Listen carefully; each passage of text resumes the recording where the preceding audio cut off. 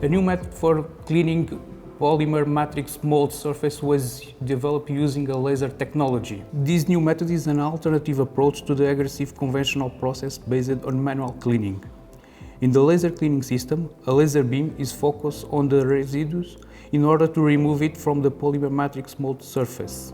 The present innovations are environmentally friendly since no products decomposition are developed.